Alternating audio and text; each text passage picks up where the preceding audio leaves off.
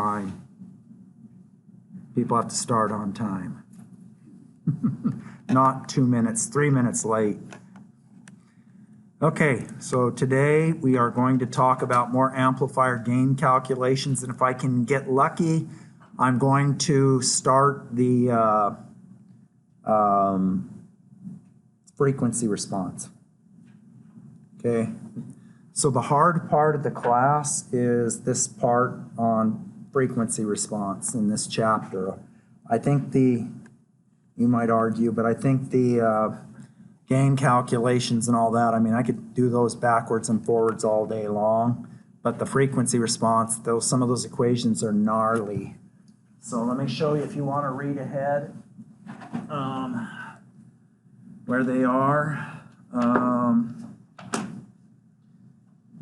Let me do the pole splitting summary. So if we look at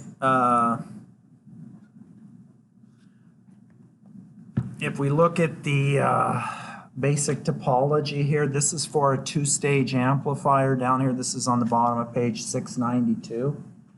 And there are some approximations and things that we're going to use this for designing our op amps and stuff like that. And so in the past, what I've had as a project is I give you an op amp or something like that with specifications like you would have to design if you were designing an op amp chip.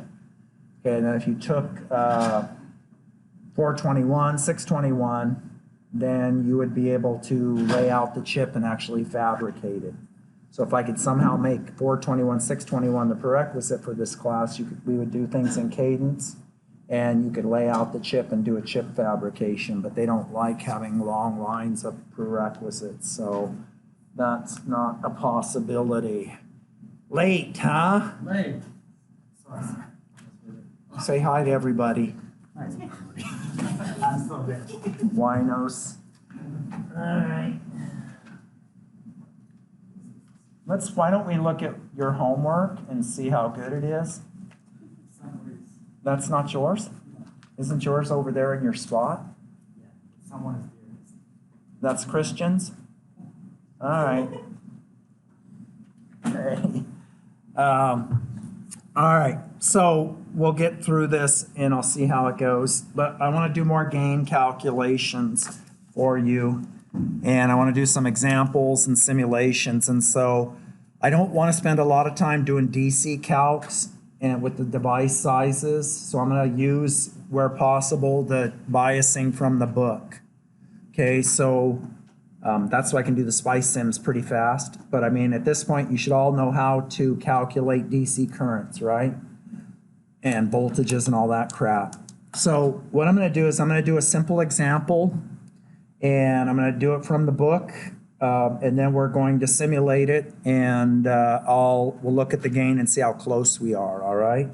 So simple example, and you're going to tell me what to do. So all of these, I'm going to use the 1 micron process, and I'm going to use the device sizes from the back of the book, which are right here, just so I don't have to do the DC calculations. So the PMOS are 30 micron by 2 micron, and NMOS are 10 micron by 2 micron, all right? So,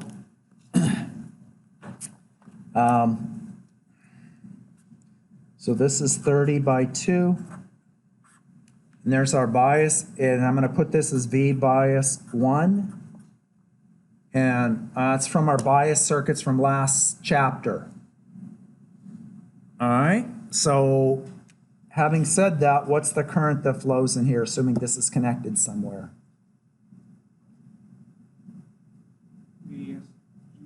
Okay, no. 20 microamps. Okay, one more time, I'm using these biasing. I don't want to spend more time calculating currents and all that, but this is only valid for these bias currents, device sizes, and overdrive voltages. And these will be the VGSs. I don't want to spend the time calculating DC. I'm just going to use these for the small signal calculations. All right?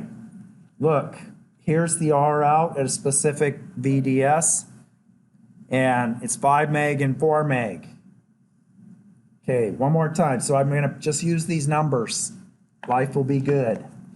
Okay, so I'm going to come down here to an amplifier. And this is a current source, so I think of this like this, of 20 microamps. And it's coming down here, but I don't want to have two current sources fighting each other. I want this to follow whatever this supplies. And so I'm going to put a resistor here, call this V out, and just make this big. And I'm going to make a mistake. I'm going to screw up. Okay, I'm going to go connect my input like this, and then I'm going to ask you to calculate the gain. What was my screw up? No, that's how I fixed the screw up, but that's not the screw up. What is the DC voltage here? 0. So what's my DC VGS? 0. So what's the state of this transistor? Off. And therefore, what's the state of this one? It's off too, simply because it's not because I don't have a voltage on here that pulls this down, but it's because this voltage gets pulled all the way to VDD, so it shuts it off. So I'm telling you that because I've made that mistake lots of times. So the way to fix that is to block this voltage and allow this to behave like a gate drain connected transistor so that the current that flows through here automatically sets the VGS. So what is V bias 1? What's the actual voltage? 3.85. Why? Because, no, that's not what the back of the book says. The back of the book says this whoops, I got it wrong. No, that's right. This VGS or VSG is 1.15. And let's verify that so you don't think I'm lying to you. PMOS, VSG is 1.15, VGS is 1.05. So guess what I'm going to ask next? What? Nothing. It's not my thing, man. My thing is to ask questions. I'm like a 2-year-old. I like to ask lots of questions. What's this voltage? 1.05 VGS. What's this voltage DC? 1.05. Why? Explain to me why. No current can flow in the resistor. No DC current. So then I'm going to come over here and I'm going to redraw the AC circuit. Before I do, are there any questions about this? So I'm going to draw the AC circuit, but I'm going to replace this, excuse me, with, this is AC ground, right? Can't change that voltage. So this is 0. This will be my 4 meg that I read off the table. This will be my, what's the AC voltage? What's the AC voltage there? VN. It says that the capacitor's a short. I go through, that's VN. Okay? And so this will be 150 micro times VN. Where did I get the 150 micro per volt? Transconductance, GM.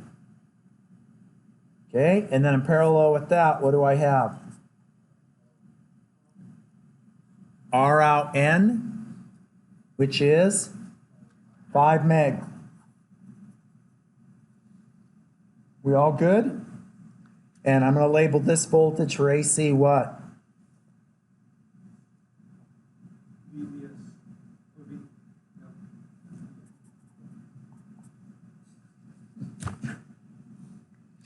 If I ask questions that make you think too much, then you lose track. You're like, I'm tired of thinking, and then you stop. Okay? I always do things the way I'd want them done. If I was a student, I'd want PowerPoint. I'd be like, damn it, where's my PowerPoint? Examples? To hell with examples. I want to see theory. I want to see the beginning and the end. Don't bother me with the middle. I want magic, damn it. All right, so I'm going to redraw that schematic. When I was in school, what was it? It wasn't PowerPoint, it was... No. No, floppy disks weren't around when I was, well, maybe they were, I just didn't know about them. I didn't even have a computer when I first started working as an engineer.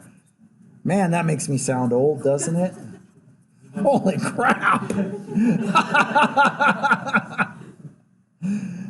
I remember my first computer was a Macintosh Lisa. Have you ever heard of that one? It's like in the late 80s, and Steve Jobs named the computer after the daughter and his daughter, and it sat on my desk and it didn't do anything. I'm like, what the hell am I supposed to do with that? So, man, what's that for? You had memos, you wrote memos, and that's how you communicated. So this is minus Vn times 150 micro per volt times 5 in parallel with 4 meg, which I think simplifies to 20 over 9, 1.66.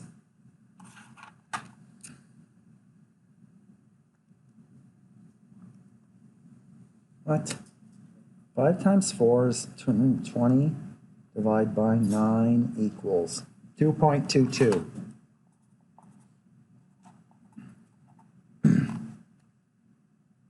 Oh, so I didn't answer my question. What did I have? View graphs.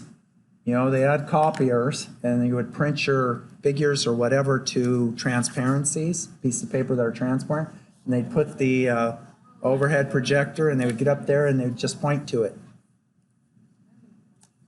All right, does everybody follow this?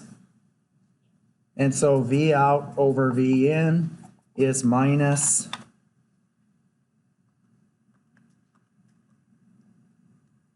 minus 333. And I remember I wasn't a complainer, so I just took whatever they gave me, and yeah. But when I got a job as a professor at the University of Idaho, so what I'm going to do is I'm going to simulate this so we can see it and see how close the gain is. What does the minus mean? Yeah, one goes up, goes down, phase shifts 180. What's that? Volts per volt, yeah, that's the gain. I remember we had a professor, or he's an adjunct, and he worked in HP, which had a big presence, and they did hard disk drives. And you know what, I think I can do that here. And let me just steal a picture. And printer engines, the laser printers, they were just coming into existence. He taught the electromagnetics class, and he used view graphs, and the students hated it because he would go up there and just point. And so they got fed up, and they decided to steal the bulbs out of the projectors. And yeah, they were like, we can't take it anymore. And I remember him running around freaking out. I can't find a replacement bulb for the projector. They're not working. And it was after hours. It was in the evening. And let's see, where's a good one that we can steal? How about 21.9? Let's use that. 21.9. And so what I'm going to do here is I'm going to grab this, and I'm going to go label this node V bias 1. And I'm going to put it right here.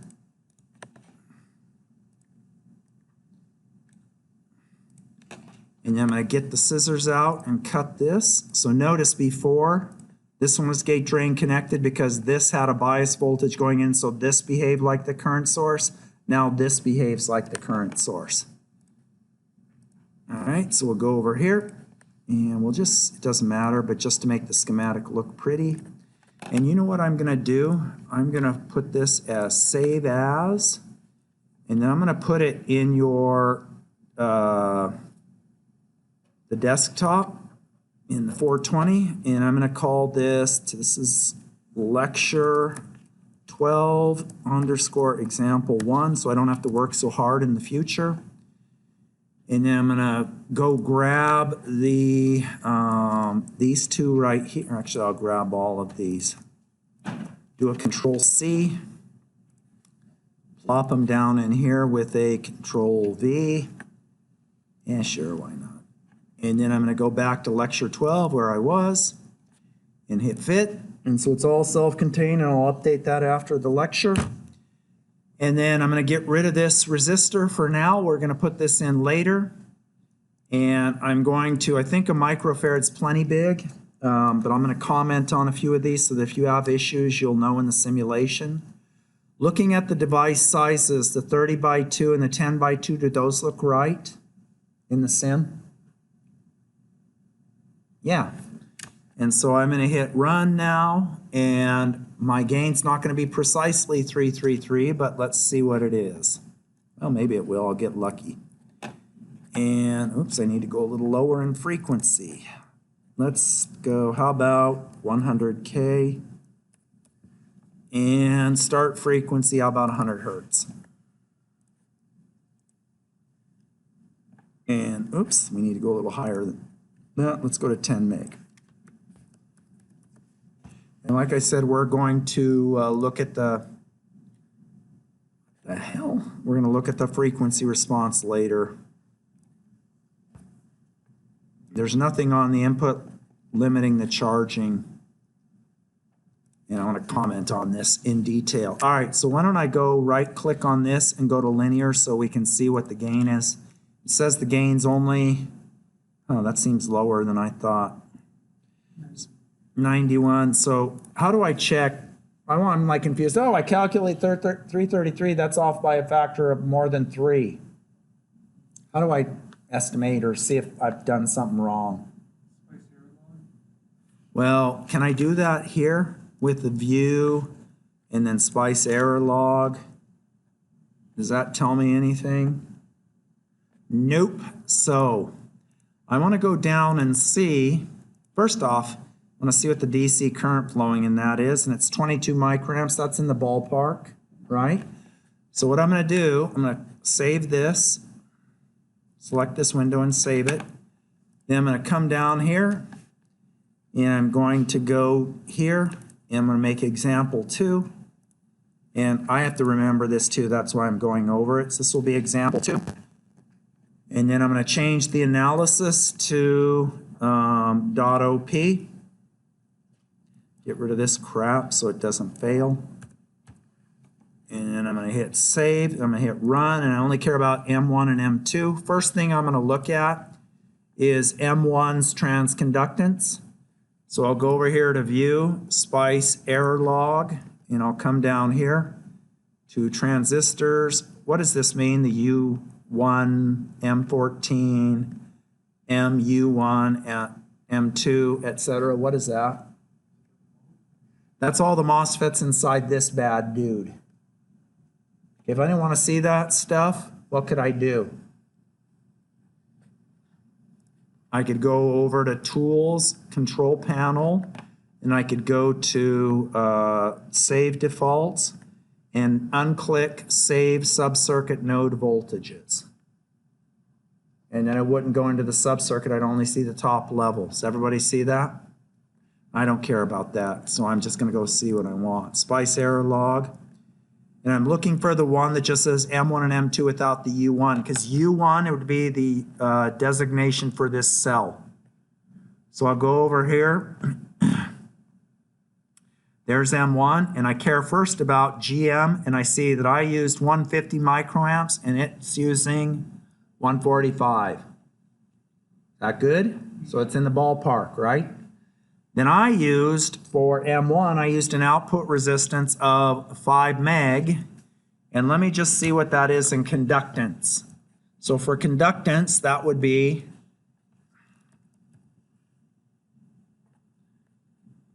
calculator 5E6. I'm looking for that. I don't see it. Under what? Hold on a sec. Hold on, let me change this to minus. Under pi? Oh, thank you. So, oh no, that's not what I wanted. 5 east, I had it right to begin with, 1x. I hate that. So that would be 200 nano or 0.2 micro or 2 times 10 to the 1, 2, 3, 4, 5, 6, 7, 10 to the minus 7. 2 times 10 to the minus 7. So I go over here and I look at GDS and I had 2 times 10 to the minus 7th, and I actually have a conductance of roughly 10 times 10 to the minus 7, or 5 times smaller resistance than what I calculated. Everybody follow that? So I calculated, I was estimating 5 megs. So tell me something where that would come about. Why would you estimate that? And we've talked about this like every single lecture. What's the problem? What am I concerned with? Yeah, drain source voltage. Remember the VDF, the R out's going to vary dramatically with the drain to source voltage. What did I show you last time in that point? Typo in the book with the red arrow, and it showed it going up. It says if you're here, it's whatever it was, 100K. If you're up here, it's 500K. Yeah, at 0.1 it starts turning on. That was for the short channel, but here it's obviously roughly 10 times 10. So let's see what that is. 10 EE 7 change sign 1x, and that's 1 meg versus what I used, which was 5 meg. Does everybody see that? And then if I go look at my PMOS, do I care about the PMOS GM? Nope, because the VSG of the PMOS is, the AC VSG is what? 0. There's no current source up here because VSG is 0. Okay? So if that's the case, I look at the output resistance and I see it's a little better. It's probably like, I don't know, what is that? 1 point something meg. But both of the resistances are far less than what I estimated. Any questions? All right, so that's why it's different. I don't want to move on until everybody follows that. Chris, do you follow that? All right. So there's my first example. Now, I want to talk a little bit about this circuit. You see this 1 microfarad? When I see a plot, or let's go back, let's save this, and I want to show you a little telling a tell. You're a poker player and you want the tell for your opponents, all right? Let's go lower in frequency here. Let's go to 100 millihertz. Oops, thank you.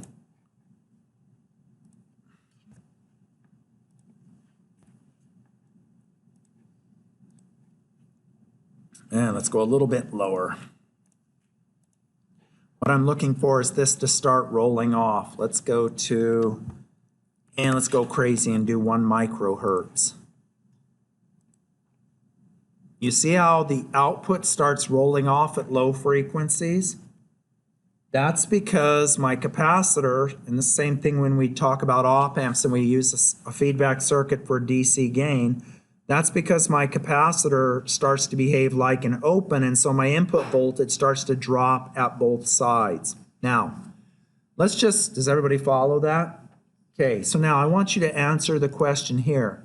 Wait a sec, you have a big capacitor here. Doesn't this, for frequency response, if Vs is going up and down, doesn't it have to charge this capacitor, and doesn't that slow down things?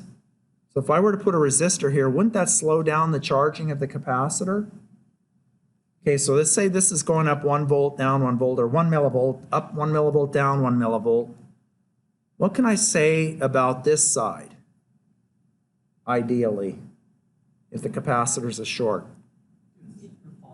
It's doing the same thing.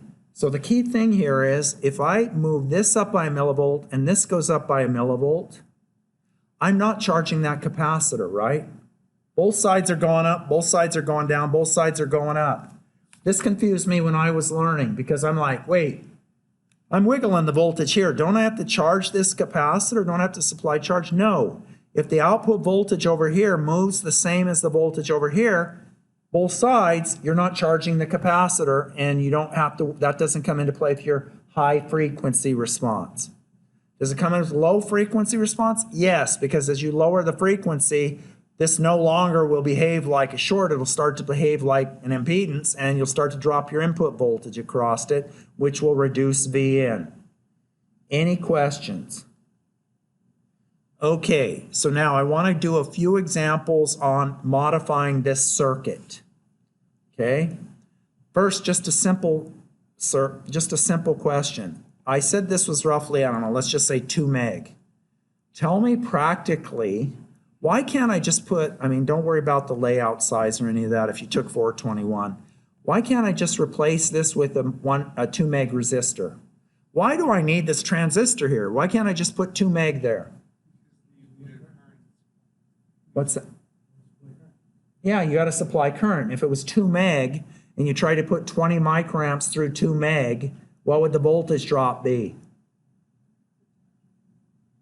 2 mega ohms times 20 microamps. 40 volts. Does everybody see that? So that's why I always use these current sources. I want really high impedances because what does that mean for my gain? High gain. Remember my gain going back here was, if I want to just be a little bit more symbolic, RO1, RO2, GM, then my V out over V in equals minus GM R out 1 in parallel with R out 2. Or if I want to do resistance in the source and resistance in the drain, it would be minus R out 1 in parallel with R out 2, all over 1 over GM. Yes? So if LT Spice is using both models, why is it that the output resistances are so different? Well, okay, so I think the reason is 2 reasons. One, you're changing the VDS, so it changes the output resistance. But this one's a little bit less ideal. I think he changed the damn models in his implementation, even though the models are like 40 years old. Not the ones I put together. Those are ones I came up with. But the actual code that implements the level 3 models, I think he fiddled with it, with the mobility or something, or put some tweak in there that changed all of the actual gains. That would be because if you try a different simulator, it ends up being just like what it was before. I spent probably 2 hours today working on LT Spice stuff because he changed things, cosmetic stuff like the font size and all that. So anyway, I'm trying not to complain because it's free. All right, so. Well, it should be in the ballpark. I mean, within a factor of 5 or so, I think is fine. I mean, that's the way it was before because you can't get around changing the VDS and seeing the output resistance change by 5 or more, right? I mean, that plot's pretty clear. So you can't get exact numbers, and that's the whole point of doing simulations. But you can get in the ballpark. Yeah. Yeah. It's the same thing. When you use electric, that's just for drafting. That's for the schematics. But then you need a SPICE simulator like LT Spice or NG Spice or H Spice or one of the spices to simulate. Yeah. Okay. So, if I were to put, let me ask this question and tell me if you know the answer. If I were, and I'm going to ask this as a stupid question, and I want you to be able to answer it because it's one I've wondered about.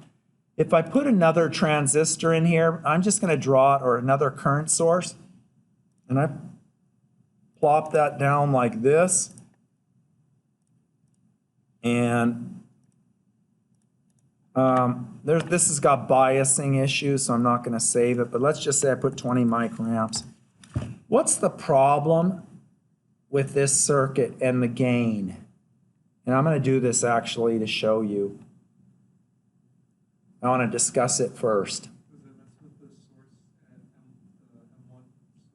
Yeah, the source at M1 is no longer at ground, right? So let me explain it and then we'll go through and I'll show you math-wise.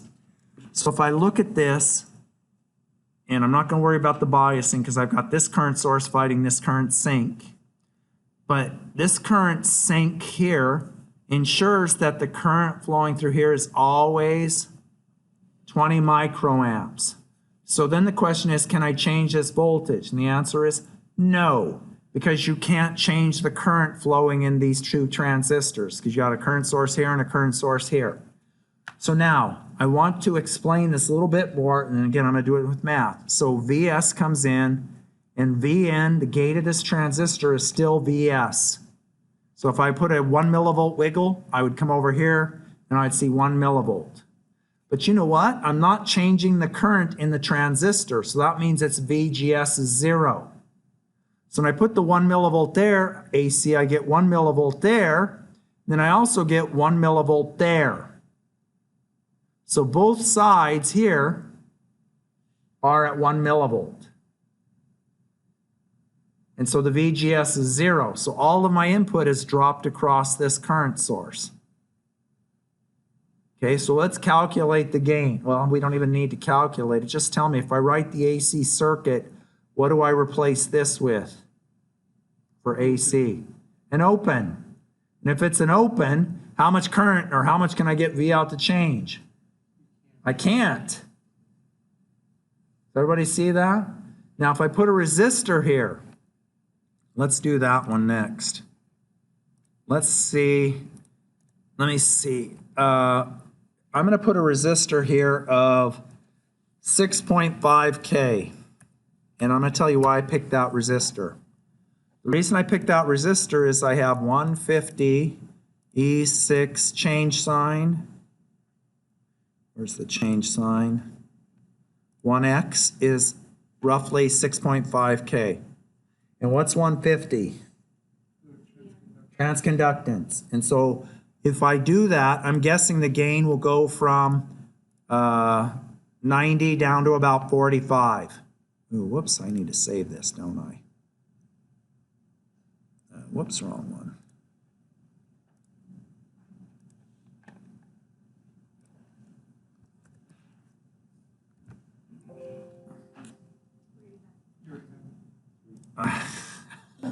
Yeah, I know, it tells me that.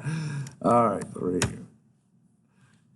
Okay, hit run, and then I look, and what the, oh, because when I put a resistor here, the output resistance goes down a little bit, all right? I mean, goes up, and so it doesn't just necessarily have it.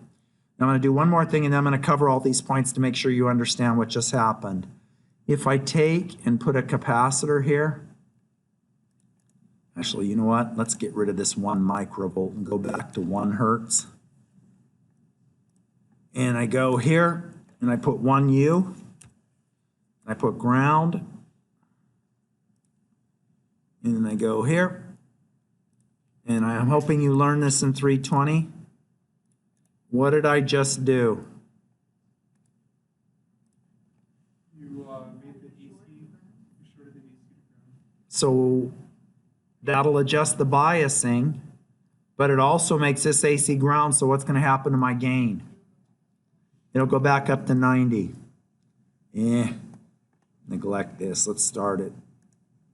How about, or actually, let me fix this.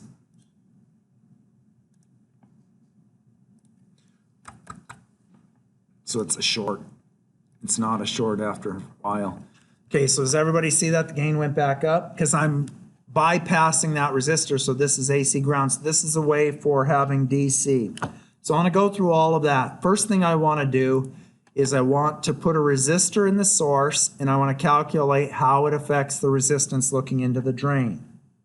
So without the resistor there, it's going to be just R out of the NMOS, or roughly 5 meg, right? So with the resistor there, I just said in my blah, blah, blah, that the resistance looking into the drain would go up. Okay, so I want to prove that for just a generic resistor. So it was 5 meg, we put a resistor there, we saw the gain go to 60 or whatever.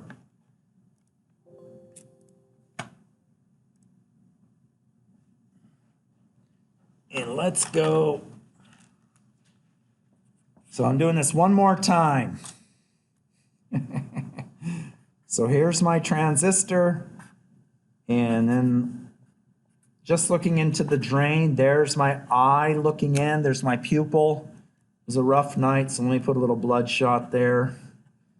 All right, and I'm looking down in there, and then the gate is at AC ground because it's biased. And I want to determine the resistance looking down. And one more time, asking a simple question, Sony. If this resistance is 0 and this node is connected to ground, what's the resistance looking into the drain? No. With nothing, with this at ground, and I just look into the drain, what is the resistance? I'm the king of trivial questions. I never ask hard questions.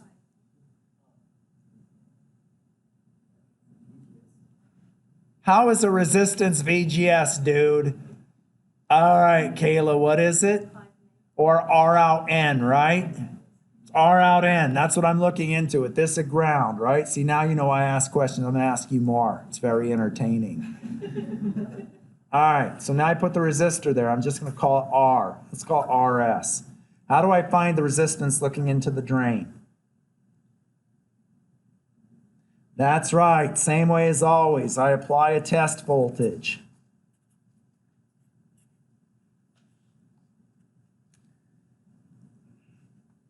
That's like, what's the resistance looking into the drain? I apply a test voltage and I find it. Everybody agree with that? Yeah. Okay, so tell me, before I start writing stuff, what's the trick here? The gate has no AC, so it's just the RF. And then what's this? This is the trick. What's this? Voltage. IT are And what's the VGS? negative IT. I mean, I've done this problem like 5 times now. You're probably sitting there thinking, how the hell is he getting paid for doing this? That's not fair. You get paid to grade the exams. I'm getting paid to grade the exams? Rate them. Oh, write them, but not to grade them? Yeah, that's what the grad student's for. You know, after 30 years of grading exams, because I always am very militant about, I got to make up the exams and grade them, I keep thinking to myself, because it takes a lot of time, especially when you teach circuits and there's like 60 students, I'm like, I'm going to be a lazy ass and ask my grader. But I'm not going to, Luis. I'm going to grade them. That's when I know I'm a lazy ass. All right? See the way I think? You lazy ass. You grade them yourself. All right, R out in, and then here's my current source. So you check back and see. And this is going out, IT, and this is GM times minus IT, RS. So tell me what to do. What about RF? Okay, if you want, it doesn't matter. All right, there we go. How about I do a KCL right here? Yeah. Did I need that there? No, so I get IT equals GM times minus I test RS. Current through here. This is where I do it. It looks, oh, I guess I do need that, don't I? I test RS all over R out in. Keep me honest, Anthony. All right, we good? So I'm going to move the R out in, multiply times that, and I get I test R out in plus GMRS R out in plus RS equals V test. Anybody agree with that?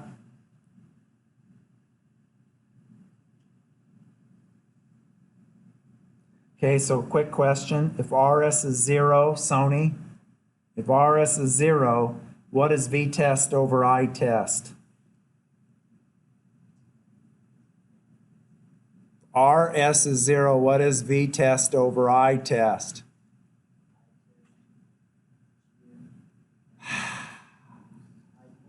questioning my existence on life right now. RS is 0, 0, 0. What is V test over I test? It's the same question I asked you before. It's R out in. What the hell? I'm not trying to be mean here. These are easy questions. Right? So if I ground this, Sony, and I ask so RS is 0, and I look into the drain, what is the resistance I'm going to see?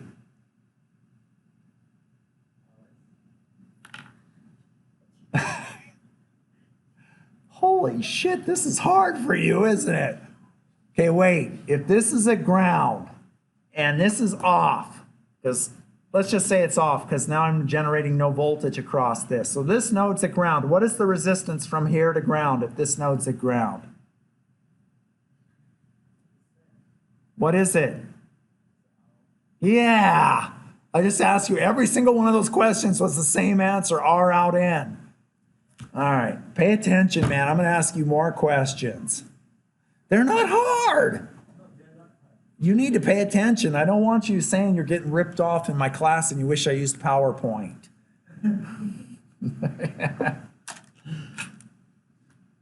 Okay, so anyway, the whole point was, what was the whole point of me doing this derivation?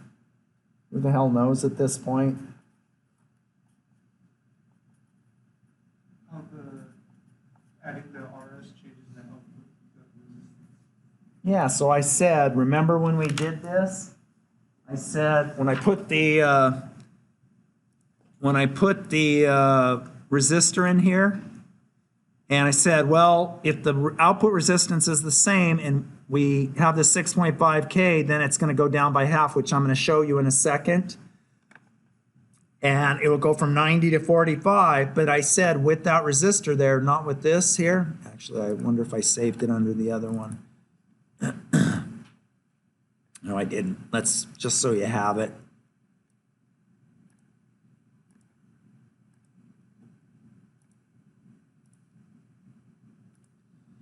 Here's a little secret, Sony. I always ask questions thinking, what if the professor was asking me the question? Would I want the professor to be like asking me something hard or asking me something easy? And it may have been at that particular moment I wasn't paying attention, so I want the question to be easy. All right, so that's what I do. All right, so I said, so we're going to show the gain is half in a moment when 1 over GM is 6.5.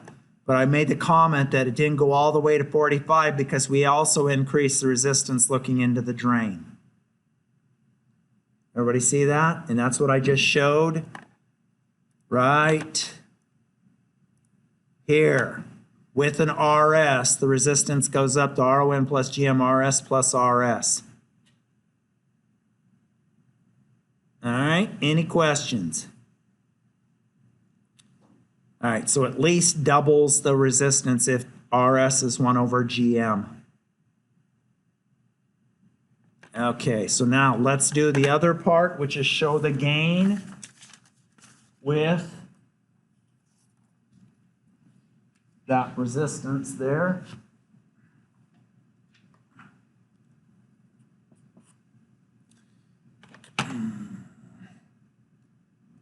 So I'm just gonna draw it out now. So this is the R out P.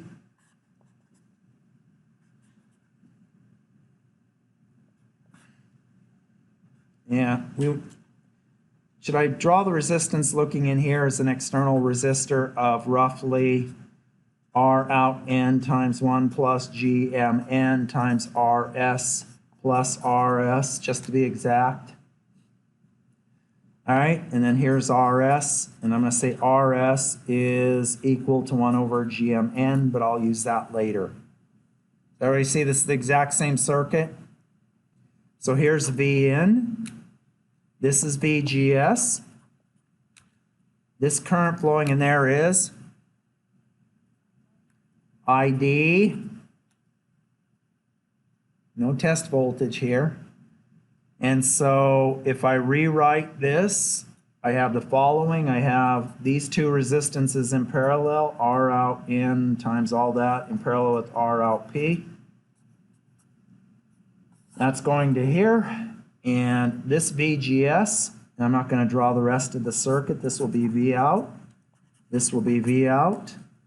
Is, let's see if you agree, GMN times V in, that's the gate voltage, minus ID times RS, that's the source voltage. You agree with that? Okay, do you agree that I can write V out is equal to ID times those resistances, R out P in parallel with R out N times that stuff? Because it's being pulled back this way. Does anybody agree with that? Okay, and you can agree that V in, if I solve this, V in will be equal to, this is ID. V in will be equal to ID times 1 over GM. I probably skipped too many steps there, didn't I? So this 1 over GM would go here. That's that one. This GM over RS would go GM times RS.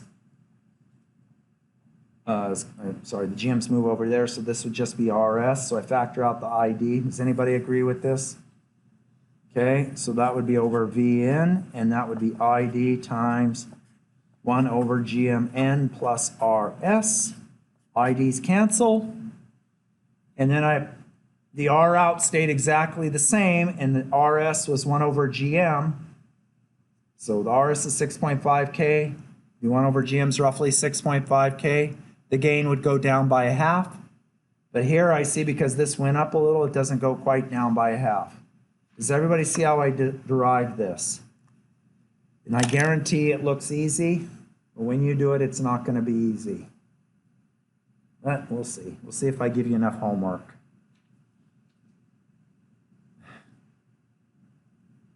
All right, any questions? I want to do a simple frequency response introduction. All right, anybody heard of Miller's theorem from 320? Crap. All right.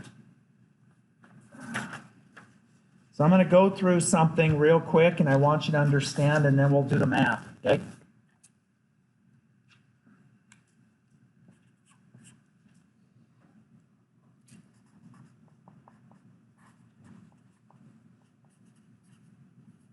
Did you do any frequency response in 320?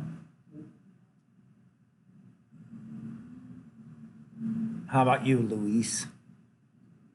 You took it with me? With me? Did we do frequency response? I'm not ripping you off, man. All right, Miller's theorem. I'm going to go through this, and I want to explain it to you qualitatively. So turn off the math genes real quick. Okay, so here, if I have an amplifier with a gain of minus A, and I put a capacitor between the input and the output, and I say that capacitor has a value C. This is called Miller's capacitance. It's just a name. It doesn't change the circuit.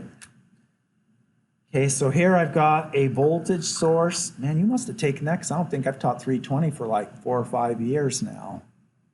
5 years, holy crap. All right, so let's say that I do this, and I just go from 0 to V on the input. Let's say there no current goes in the input, and I ask how much charge goes into this capacitor. So this side's going from 0 up to V. So let me ask this. And I want you to think for a moment. Yeah, I'm going to ask the question, and I'll try to get you to think clearly. Does if I raise that the input pulse from 0 to V in 1 nanosecond, is it going to take more or less or the same amount of charge if I raise that from 0 to V in 1 microsecond? Faster charges more. All right, let me ask it again. And I want you to think of it like this way. If I fill up that 1 gallon bucket in 1 minute, and then I fill up that 1 gallon bucket again in 10 minutes, does the 1 gallon bucket take more, less, or the same amount of water to fill up? All right, this is the same thing here. Even though I'm not talking about speed, going 0 to V, it takes an amount of charge. I don't care about the speed at which I do it. Okay, what's the charge that goes from just that, looking at that side, if the other side were grounded? CV. Everybody follow? Okay, but this side's not grounded. So if this side goes from 0 to V, that's the delta. What is the other side doing? Because it's a non-inverting amplifier. It's going a delta minus, well, I'll just put A times V. So if this goes up by V, this goes down.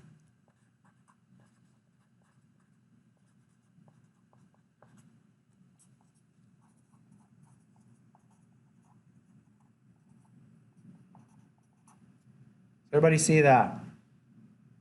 Okay, now this is where everybody loses it. So I'm going to try to explain.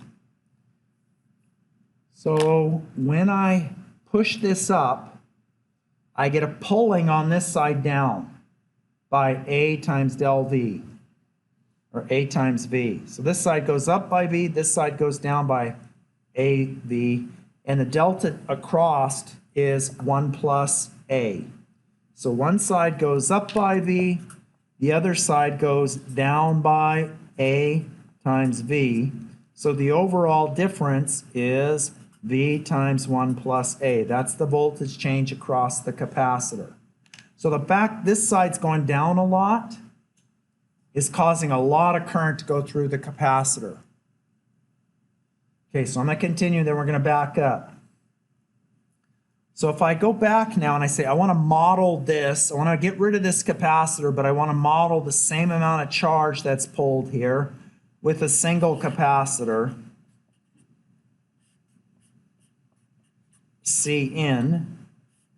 So I want this amplifier to supply, or this source to supply the same amount of charge into this capacitor as it supplies over here. Okay? Then what's the value of the capacitor? And the answer is it's equal to C Miller's count, let's call this Cm, times 1 plus A. Now let's back up. No, wait, even before we do that. So the fact that I'm pulling this, it's the delta V across the capacitor that takes a lot of charge. Okay, so now I want to ask a simple question here. What is, if this goes from 0 to V, how much charge does this capacitor take?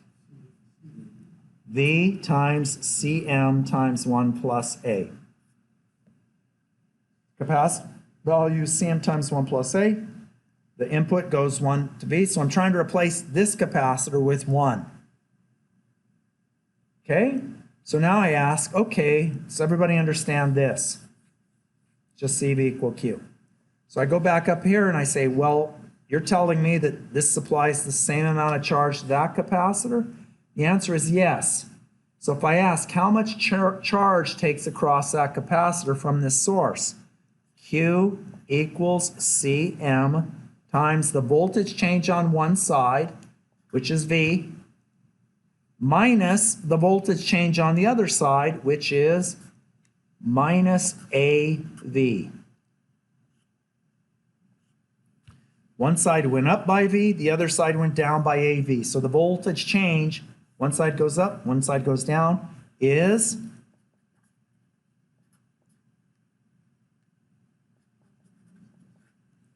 exactly the same.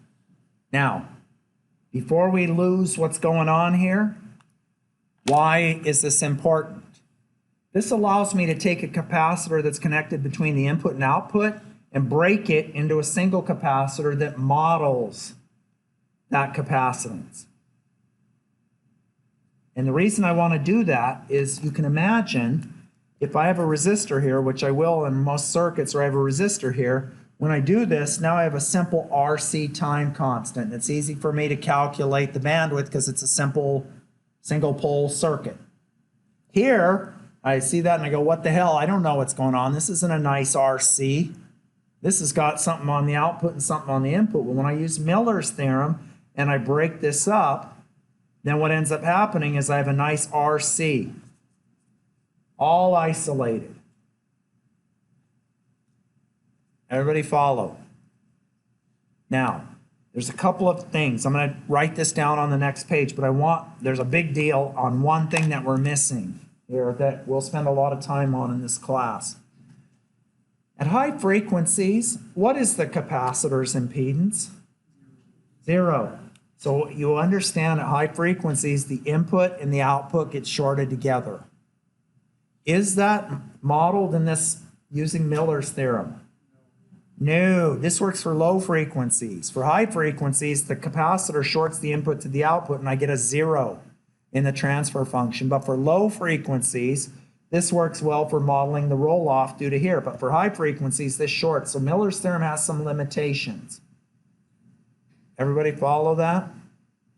Okay, so let me write, because we have this capacitor over here, and there's a better derivation. Oh, there's a derivation in the book. That from the input, but we also need one from the output of the amplifier, because the output of the amplifier will supply charge back into there. So I need to get my equivalent here of what's to load the output. So the output of the amplifier has its capacitance charging and discharging. Now, tell me what you think about the relative size of this one versus the relative size of this one, because they're getting the same exact charge, right? One's supplying charge this way, the other's pulling the charge out this way. Okay? This side, though, is moving a lot. So to get the same amount of charge, what can I say about the relative size of this capacitor versus the relative size of this capacitor? Yeah, this one's going to be a lot smaller because I've got a bigger voltage change on the output, so I don't need as big a capacitance to have the same amount of charge. So let me write it down. Then we're going to do an example, a frequency response example.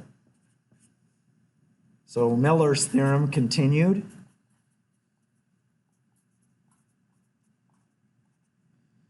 And it looks like the following. If I have my Miller's capacitance, this is a gain of minus A. The capacitor, this is Cm. Then I can break this into a gain of minus A, and then a Cm of, and I'm going to put an absolute, because if you look at this, you know that A is positive, but the overall amplifier gain is negative. So I'm going to write as 1 plus the absolute value of A, just so we don't get confused. And then on the output, I'm going to put my capacitor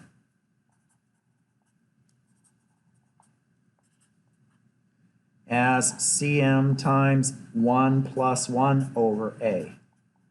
And you can do the derivation exactly the same. And if you just solve for the output, and these are our Miller capacitances. So it's key to note, this is just for breaking this capacitor apart, so you get one that's modeled to ground, one that's modeled on the output to ground.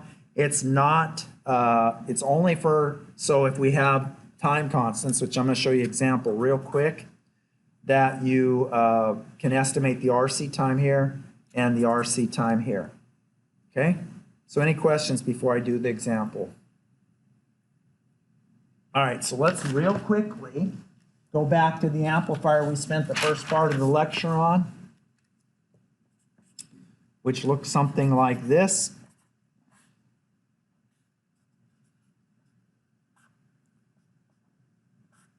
And I'm going to put a resistor here of 100K.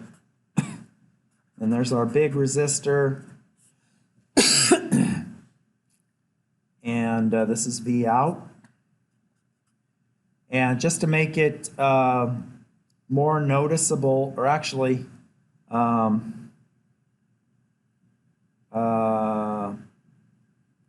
let's see what happens when I do it like this. The only capacitance between the input and the output is what?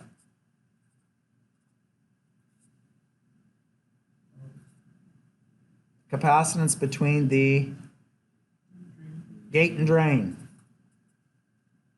So there's a capacitance between the drain and the gate of the transistor. So let's go and find out what that is. How do I do that? Look at the back of the book. And I look for those sizes. I get CGD is 2 femtofarads. Everybody see that?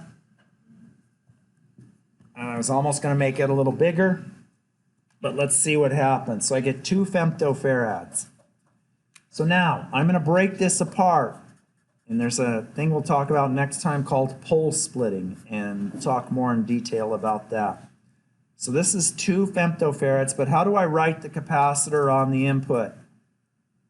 How do I break this 2 femtofarads up into a capacitor to ground here and a capacitor to ground here? The CDG times the 1 plus the U. Everybody see that? So this is approximately 180 femtofarads. And then on the output, I have 5 meg in parallel with 4 meg, and that's going to 2 femtofarads divided by 1 plus 1 over A, and that's approximately 2 femtofarads. Everybody see that? And just as a sanity check for myself, what's that node called in our circuit? Should I ask you, Sony? Be out or the drain, right? And what's this node called in our circuit?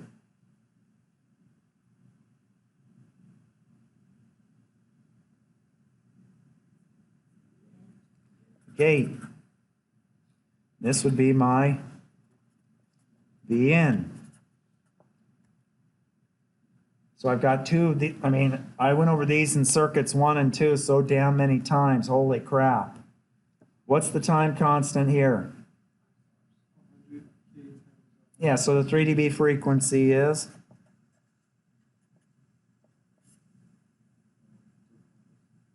2 pi times 10 to the 5th times 180 femtobabies. So let's see. 6.28 times 1E5 times 180E15 change sign equals shift 1x. I hate that. It is 8.8 megahertz. Is that, can I get a second on that? Yeah, 8.8 megahertz. So this is an 8.8 megahertz. And then the one associated with the output is, I'm just going to use 1 meg for this. So 1 meg, so it'd be 2 times 1 meg, which would be 2 times 10 to the minus 9. 6.28 times 2E9 change sign equals shift 1x. And that one is 79 megahertz. All right, you ready to see where they are? One should be about 10 times smaller than the other. And I hope you're not going, what the hell's he doing? Yeah, we'll do enough examples later. Oh wait, we're reviewing for the test on Monday, aren't we? Bummer. You want to just skip that? All right. So let's go over here and do a file, save as,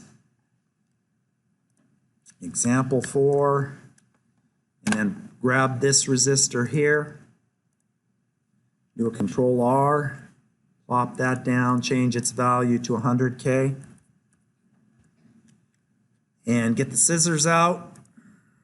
Boom. Oops. One thing I learned is don't hit F9 because that stops the video from recording. And do this. Edit F9. Oh well.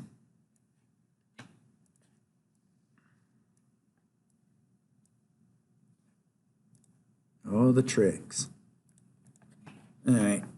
Let's start this at, how about a kilohertz? and 10 kilohertz. And let's go out to a gig. We calculated roughly 8.8 meg and 79 meg. Roll them. Plot V out. And my first pole is roughly right in this area, so it's, well, 3 dB down would be, see, this is 38, so let's go to 35. I calculated 8.8, this says 6.8, would you say that's pretty close? Yeah. Then I go to the next pole, which is right over here somewhere. Yeah, right about there, which is a little more than 100 megahertz, and I calculated 79. Would you say that's close? I would, because I just guessed at the 1 meg as the output resistance. All right, any questions? All right, let's take our grade booster.